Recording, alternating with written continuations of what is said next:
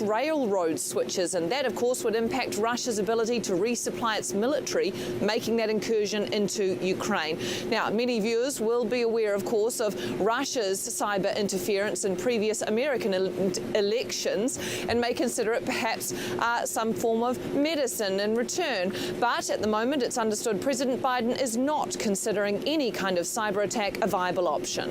In New York, Anna Burns-Francis, thank you very much. The situation in Ukraine is causing political upset globally. Even here, Russia has an ambassador in New Zealand who will stay here for now. Political editor Jessica Much-Mackay is with us. Kia ora, Jess. Why won't the government expel the ambassador?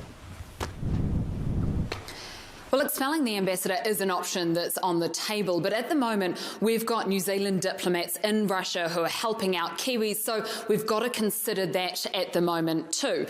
In terms of repercussions, the Prime Minister says that we are banning any Russian government diplomats or Russian government officials from flying into New Zealand or travelling through New Zealand. We're also banning any exports of any goods that could be used for military equipment. Now, this might not sound like a lot. The Prime Minister argues that we are sending a message to Russia and we are standing alongside our international partners. Now, National's Jerry Brownlee has come out and said we should be urgently rushing through a law change here in New Zealand to allow us to impose our own sanctions on Russia rather than needing to wait for UN approval. He says in this situation, diplomacy alone will not work.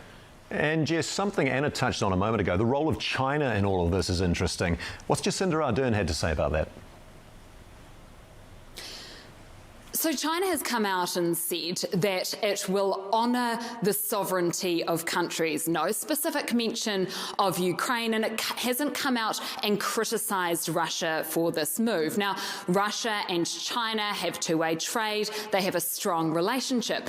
New Zealand has a relationship with China too. So diplomatically, it makes this tricky. Here's what the Prime Minister had to say and how she chose her words when asked about this today. I think everyone is watching one another's reactions, but at this stage I am heartened by the unity of voice. And I make no assumptions around where other countries will necessarily fall, but I do hope they see that unity. Something to consider going forward is the large number of people trying to leave Ukraine.